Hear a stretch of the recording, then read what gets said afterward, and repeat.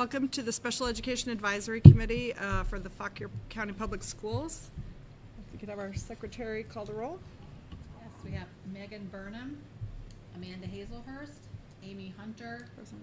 Marilyn McComb, Ryan Perry, and Mandy Wooten, and our consultants Randy Corpney and Dr. Haley Selecta. Selecta, everyone is here. Yes. Fantastic. Is there a motion to approve the minutes of the May 4th meeting? I motion to approve the minutes. Second? Yes. All in favor? Aye. The minutes of the meeting are approved. Next order of business is to elect our SEAC officers, which are the chair, vice chair, and secretary. Everyone is here. The only people who I am aware of who are interested in serving in officer positions for the coming year are myself as chair, Megan Burnham as vice chair, and Marilyn McComb as secretary. Right, Is there a motion? Yes, I move to elect Amy Hunter as chair, Megan Burnham as vice chair, and Marilyn McComb as secretary. Is there a second? Second. I second. All in favor? Aye. All right, the slate is elected. Because our year for the SEAC starts in October technically, we will go ahead and ratify that decision again at our next meeting, but I anticipate it'll be the same outcome. Has anyone signed in for public comment? Can you just check our list and see? If anyone is here and planning to make a public comment, if you could just sign in on that list. Okay, there's no public comment this evening, so we'll move on to our presentation. Mr. Corpening is going to give an overview of special education in Fauquier County.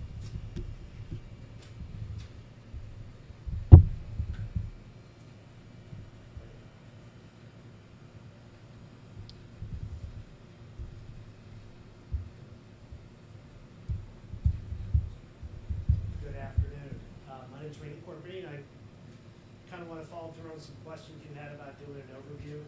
An overview of special education I could take about 3 days. So I picked a few things that I think might be of interest to parents, especially if they're new to special education. I will provide you a copy of this PowerPoint, and the links will be active in that PowerPoint. I want to point out to a couple of very important documents. If you go to the Virginia Department of Education and go to programs, go to special education, you will see an incredible amount of material on just about everything. But I do want to point out two. The top one is the regulations governing special education, and the bottom one you see on is Parents' Guide to Special Education. It actually does a very good job of taking that information from the regulations and kind of making it parent-friendly. It takes a lot of the education jargon out, a lot of the acronyms are explained in the process. And what it will do is it will talk to you about and explain how students are evaluated in Virginia. What's that process and what does it look like? It'll talk about how what are the required components of an IEP. It'll go into very great detail to help support parents. And it will talk about placement, which is we call the least restricting environment, the LRE. It really is a kicking point for the discussion about inclusive practices. And discipline protections and the processes. What are the protections for a student that has an IEP or a disability under the regulations? And lastly, it has a whole component about dispute resolution. There's many processes when the parents have a disagreement with the school on processes, anywhere from a mediation or all the way to how to file a state complaint and a due process. So right now in Fauquier, we have, as of August 30th, we had 10,839 students in the public school. And of that, there are 1,775 students who have identified under IDA and currently have an IEP as of that date. And these are both numbers are very fluid. Every day there are students enrolling. We're finding students eligible and there are students leaving. So, and just on that point, this year our numbers have jumped up by 100 from where we left at the end of the year. We had 49 students with IEPs leave Fauquier, and that's not counting the kids who graduated or left it after the end of their last year of eligibility. And we had 140 come in.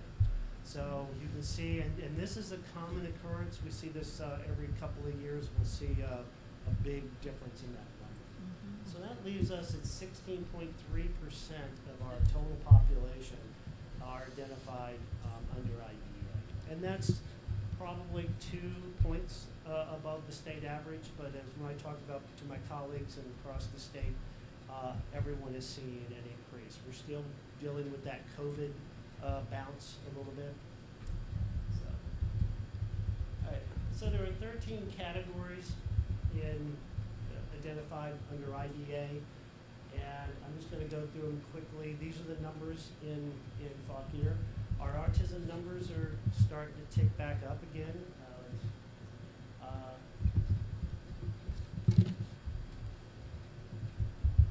And these numbers stay relatively steady, the distribution. Mr. Corpening, does that include dual identified students? No, these are primary disabilities. Thank you. That breaks down the 1,700. All right, so I kind of want to do real quick on how that process from when a student is start to have concerns to when we get to write an IEP. So kind of a process that we go through. And this is a kind of a condensed version and throws an awful lot of stuff into a quick PowerPoint. But we have a recognition. You know, there's a student, for some reason it's coming to the school's attention. It could be from the parent, could be from the pediatrician, it could be from a daycare provider or a tutor who's working with a child. So what that really does is that kind of alerts us, okay, something's not right.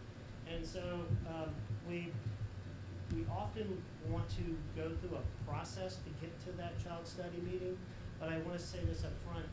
You can't do an RTI and a child study referral for special education simultaneously. The power of the RTI is it starts to give us some real form and strong data. So when we come to the child study meeting, we've done a lot of these things so that then we can say, okay, we do suspect a disability. Because the purpose of a child study meeting, remember, is do we suspect a disability or are there some other issues that really are hampering and that we don't know yet?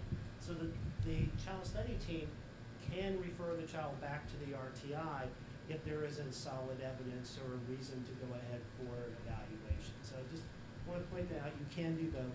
Because we have 65 days from child study to eligibility, so it gives us some more time to collect that information. So if interventions are put into place, it could be a reading intervention, it could be an FBA, an event, a functional behavioral assessment, a behavior plan is put in place for a student who's exhibiting behavior issues. If it's successful and everything seems to be working, no need to go any farther. We just, the RTI team continue to monitor that progress and move from there. Now, if not, we are going to, anywhere along the line, there's no set amount of time for the RTI. It's really going to be about constant looking at evaluation and tweaking the interventions. And if they're not seeing the progress that they believe the child should make, they can go ahead and make that referral to a child study team as well. So the child study team will have that meeting and discuss what are the concerns, what type of evaluations do we need. There's certain components that we must do at everyone. We do a social history, we do a hearing screening, we do a classroom observation. Those are required. And the others may be, do we, psychological, educational, could be vision screening. Depends on what the concerns are that will drive the evaluations.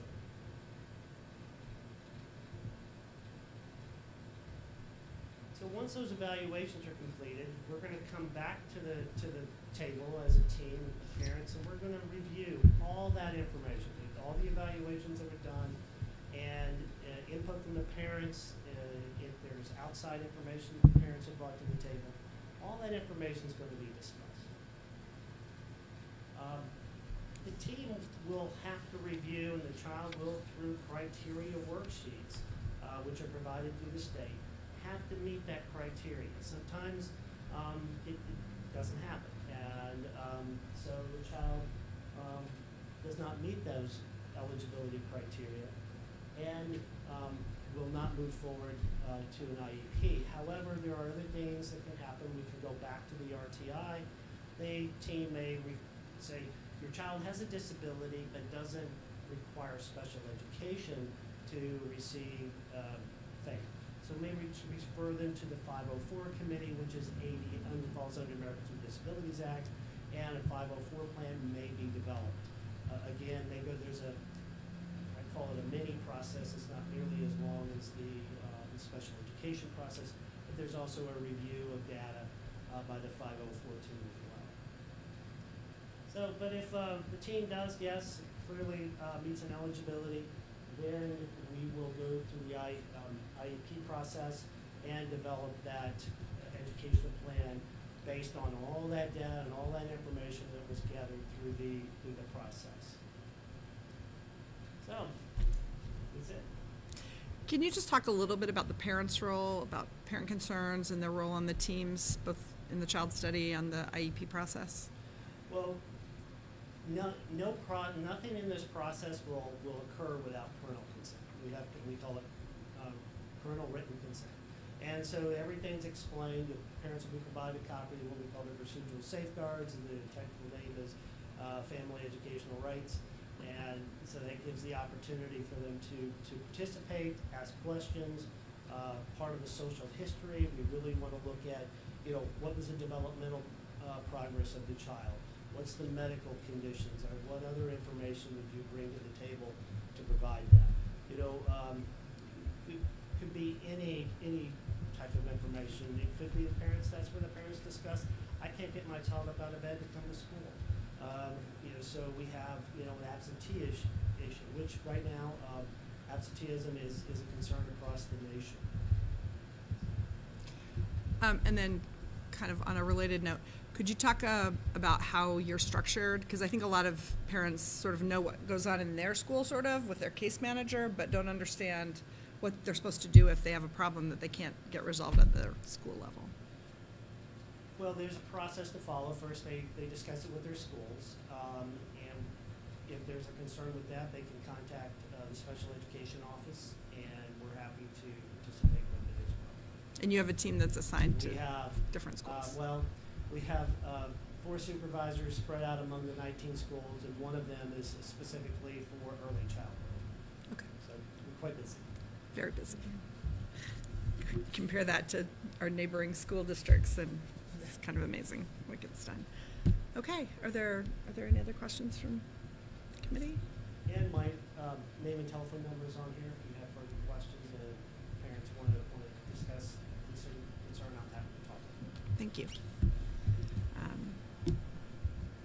And that brings us to reports and announcements, which this is convenient because I want to say if anyone listening would like to be added to the SEAC distribution list, which you will get everything that the committee members get, that email address is SEAC, S-E-A-C, at FCPS1.org. All those emails come directly to me, and I will be glad to add you to the distribution list.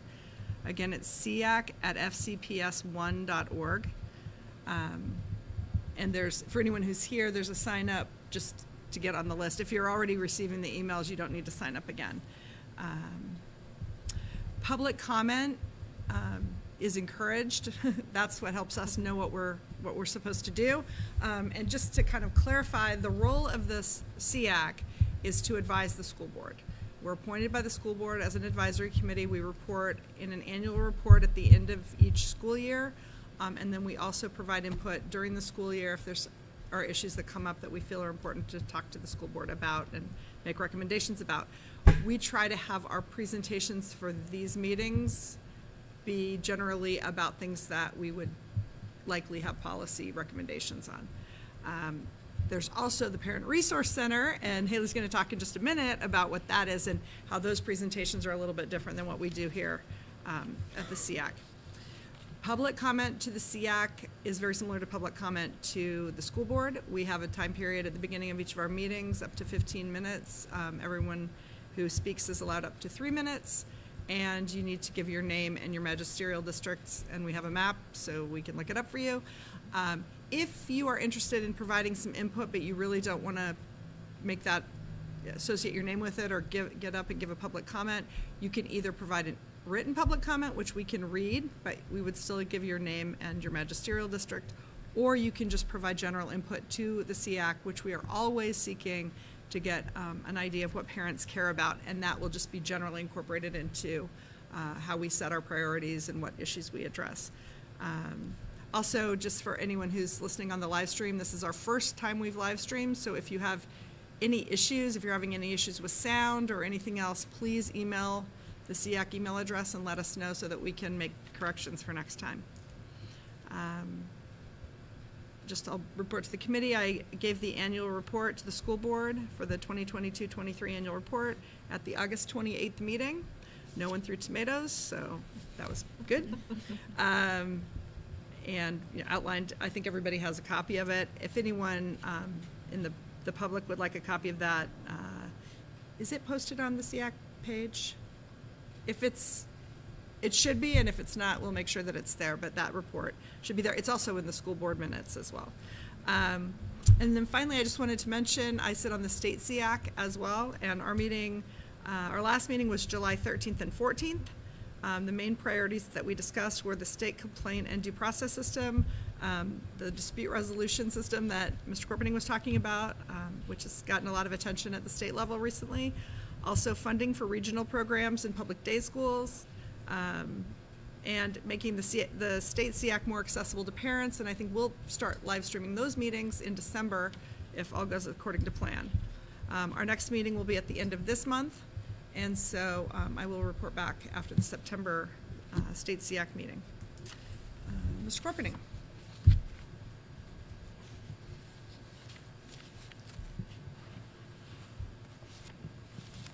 The only item I had to discuss was the school, the assistant superintendent, deputy superintendent, excuse me, has asked that we propose to consolidate some of the awareness months. And right now, October is the Disability Awareness Month that we have been following.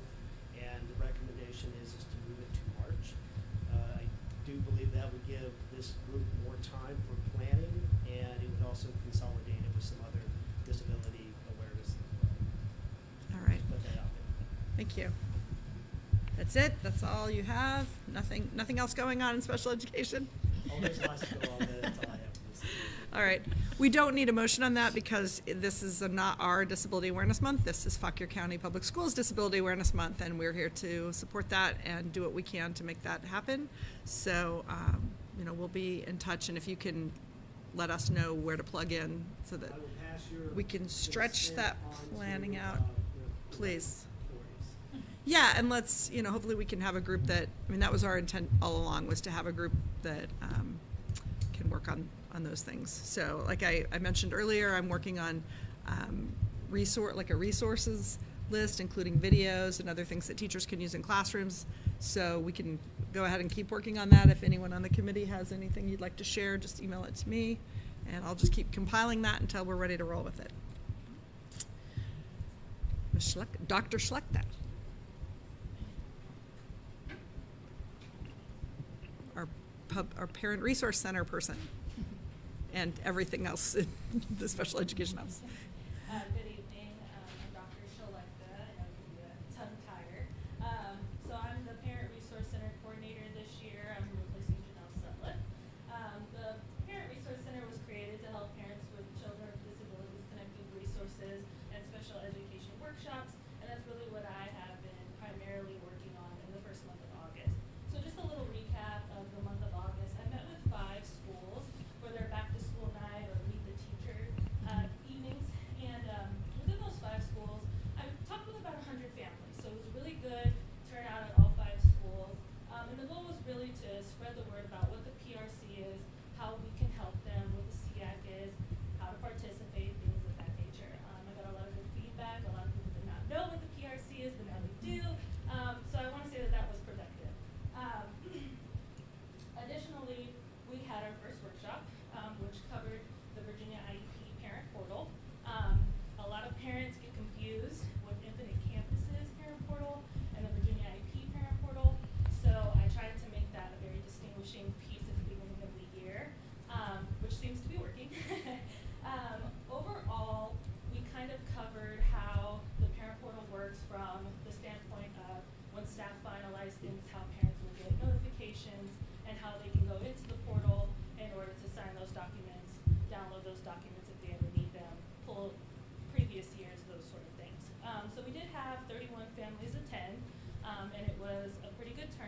first one. And that brings me into September. So September we have an additional workshop planned, which will cover the diploma options and the IEP requirements of such diploma options. And we also have a couple more school visits that I'll be visiting, so not a back to school night, but more of their fall festivities, so that I could still table and be there for the PRC. I will also be attending the statewide PRC conference next week. It's Tuesday and Wednesday. It is the Connect for Success Symposium. It's sponsored through the VDOE, and it really primarily targets gathering all of the family engagement centers in one place to go over how we can better serve our families in our county. So I'll be able to share all that feedback at our next meeting. Is that in Richmond? No, it's actually in Harrisonburg this year. Any questions? I have a parent portal question. It used to be, I don't know if it's changed, but where parents would really only be able to access their child's records through a link in an email. Is that still the way it is, and is there any plan to give a centralized way to access, or do you already know that? Funny you should ask, because I just saw that the state SEAC updated agenda has an item on it where we are having a speaker about Virginia IEP. If you could send me any positive and negative feedback that you have or that parents have expressed before that meeting, that would be very helpful. That's a big issue. Yeah, so that is the way this Parents is gonna can't set up. log, there's nothing you can There's no log email, there's no into. password, yes, Right. it's You an have to access find code an every old time. email in order to go in and look at an old IEP. We do have, there's a couple ways parents can receive emails for Parent Portal. So the first one is anytime something is finalized or the signature is requested, it'll give them a new notification. That's the most common way. However, administrators also have the option to send what's called an ad hoc email, and it'll send them a basic link at any time. So if a parent's having a hard time finding an old email, or they just would like a new link sent to them, that's one click and a parent can get another email that way. But yes, it is still through the email where they would access the link. There's still no login information. It's through an access code. Okay, have you heard of any means of changing that, plans to change that? I have not. It's a state thing. It's a state It's Virginia IEP. like a Yeah. whole state. That's why it's on the agenda of the state SEAC. All right, I, because I just find that a actually little did find absurd. out, this is just a quick note, although a lot of counties in Virginia use Virginia IEP, they have not opted for the Ed Plan Connect Parent Portal. So that's an add-on piece in which Fox Gotcha. we do pay for, we do have, and we love it.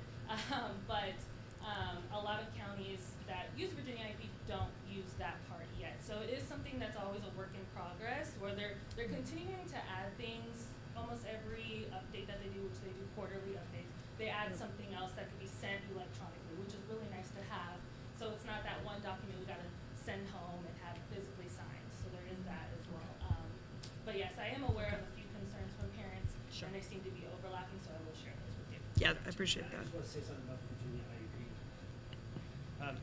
The main reason why we've stuck with the parent portal is because we are still doing a lot of virtual meetings. We give parents the virtual option, and I have to tell you that the increased number of parent participation is phenomenal. We're almost 100% participation by parents having that ability to go virtual. They can be in DC and step out of their office for a half hour and participate in a meeting, go on parent portal, sign it, and everything just runs very smoothly. We still give parents the option of coming in person, but the combination of those two programs has increased that parent participation incredibly so. So just want to put that out there when you're having your conversations. Well, and as a parent, I can tell you it really helps me to have all the related service providers available, when they're across the county. I know you've got some folks, the hearing person. We have one hearing today. Right, and when she's at the other end of the county, it's nice to not have to try to get everyone in the same room. It's almost impossible, so. Any other questions? Recognize our visitor who just came in. Dr. Warner, we're glad to have you here. Thank you. All right, old business. We don't have a whole lot of business since this is our first meeting, but SEAC membership, we are still not at capacity, so I have had some inquiries from people who might be interested in joining the SEAC, and the school board can appoint in the interim, so The current group here, I believe, unless something goes terribly wrong, will be elected at the next school board meeting, and we'll be good to go for our next meeting. We're still on last year's appointments. And Disability Awareness Month, which we just heard will be probably moved to March. And if you could give the input that we are recommending choose to include as the new theme, which was in our report to the school board. Would you send me an email reminder of that so that I have it and I can just forward it to you? Yep. But again, this was a request, not a demand, so. Well, it's not and as I said, it's not a SEAC initiative. I think we sort of got it off the ground in the beginning, but Disability Awareness Month. There was a need. Yeah. Several years ago. Right. We want to be a player in the larger inclusion discussion. So we are happy to, Consent, yes, If that's, right. agreement. Agreed. yes, We support it. yes. Whatever makes it easier and better for everyone is good. And it is a little confusing. I will say, though, that October is Disability History Month, and so for the high schools who want to incorporate that, we can provide resources to anybody who would like those, and I'm putting some of those together as well.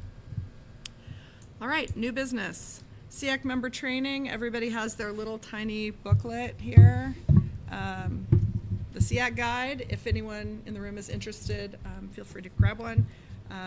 Consultants, this is helpful. Also, PTSI also does an on-demand online training that I encourage everyone to take. I think has everyone at the table taken it at this point? Okay, good. I don't think it's changed very much. All right, issue priority review and update. I don't have any updates at this point, and our presentation tonight really wasn't so much about issues, but the one update I do have, I got an email from Sarah Lynn Ehlers, and I don't think the committee has gotten this update, but we right now have, thank you, Dr. Warner, American Sign Language 3, and 1 and 2 are now synchronous for at least part of the class, and we're working toward, it's hard with having multiple high schools teaching it. It's hard to have it all be synchronous, but we're trying to make it as synchronous as possible for as many students as possible, and 3 is being offered this year, so we're definitely moving in the right direction on that. And then presentation topics. The fact that we are moving Disability Awareness Month may change October a little bit. Because I was hoping that we could have a self-advocate talk in October about their experience, somebody with a disability to talk about their experience in the schools, but that may be more appropriate for March along with the budget discussion. So I will be working on that. Are there I'd like to hear from members of the committee if there are any topics, if we could just, kind of go down the line, maybe talking about what your priorities are, what you'd like to hear about this year. I'd like to hear about assistive technology options and I guess the process of what parents and students need to go through for assistive technology and just what the options are. Okay. I would love to hear more about Hakir's initiatives with all of our new ELA standards that are releasing in January, so that might be a later presentation, but we do have new grade level standards that will be coming out for ELA, and then requirements for the Virginia Literacy Act being increased all the way through 8th grade now instead of just K-3. Great. And that's something we've had several presentations on, so it'd be great to get an update. Yes, and lots of new information is coming very quickly. Great. Is there any alternative or any way to improve new to you? Because I have multiple students who have visual impairment and it's not very well suited to them. I will add that to the list of things to And another thing that I was curious about on the topic of October no longer being Disability Awareness Month, are we still in contact with A Place to Be, and do we have any plans to get anything going with them? So I actually placed a call to a place to be earlier in the week, I guess end of last week. I haven't heard back yet because I want to find out what programs they have. So now I'll be asking about March and see kind of where that is. As far as what we might be able to do, that's probably a conversation for folks at higher levels than I, with bigger pocketbooks than I. But I will definitely check into both of those because that was pretty amazing when we did that before. Okay. I'm pleased to hear that we're going to have a presentation on diploma options, so I think that's excellent for parents to really fundamentally understand what it means to be on the BAP versus SOLs. There's a huge cavernous divide between the requirements for the two, and in that vein, the N2Y I believe that's new in high schools this year, newly being implemented.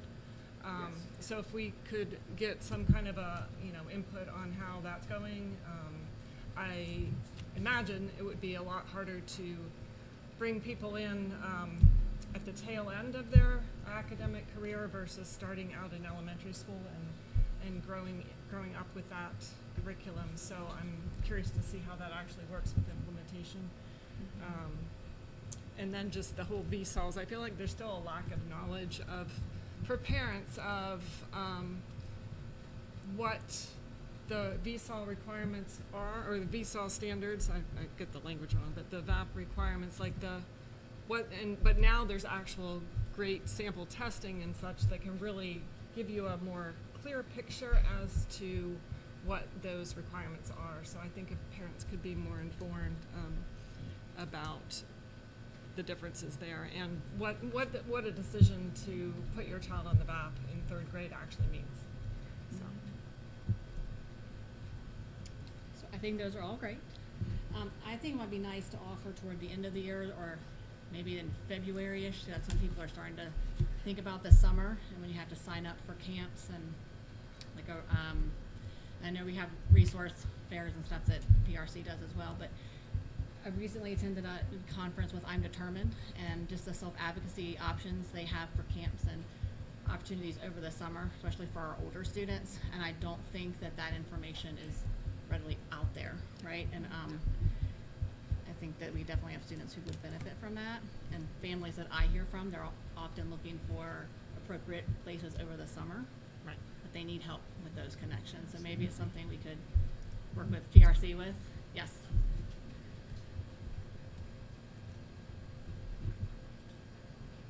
I just wanted to say that conveniently, the PRC does have pre-scheduled workshops that covers assistive technology, which is scheduled for December 6th. So at least in January, I'll be able to report on that. It's scheduled to be with Ms. Rockefeller, who's our technology guru. And then as well, I believe last year at the Transitions and Disability Fair, I'm Determined was there. And they were one of the popular tables. So they are on the list to be at the fair this year as well. So thank you for bringing that up because I really have them at the top of the list. Thank you. Great. Awesome. Yes, and I'm Determined. I think there's some myths about like requirements or whatever. Like I know when my daughter was in it, there hadn't been very many folks with ID that had applied for it. So I think really got That might be a really good change fit that. for Disability Awareness Month too. Yes. So Well, and I forget what the deadline is. Is it March? I'm not sure. I just fairly know that early. it was, Probably know but when a that lot of is. times when the Okay. parents, by the time they're asking about it, Yeah. it's too late. the deadlines have already, I know. they've I wrapped up, wanna or say it people might are be March. kind of, there's a lot of financial assistance and everything for those programs, or very minimal cost, if any. And it's, I was just very impressed with them, and that's just one organization that's coming to mind. There are several out there that are doing similar things. Okay, and then I will also mention that I've spoken with Donna Guzman about doing something on tiered systems of supports and how that interfaces, and Mr. Corpening, how those interface with students with disabilities, because it's not always the same if you have a kid with an IEP. It's actually usually not the same. And so maybe a conversation about that as well. Well, that looks like enough to keep me busy for a little while, getting some speakers lined up. And then in March, we'll have the budget presentation, which we're required to have. And we love having. And then in May, we'll discuss our annual report, as we usually do, and maybe look at having a June meeting, given the new school board, or the new school year. I know. It's good times, guys. If we don't have snow, though, it will end early, right? And, like, if we don't have snow, I don't No. know. I imagine It the still end- goes to June. It still goes to June. I think. Is there any, Dr. just- Warner, is there don't any know. chance we're getting out of here before June?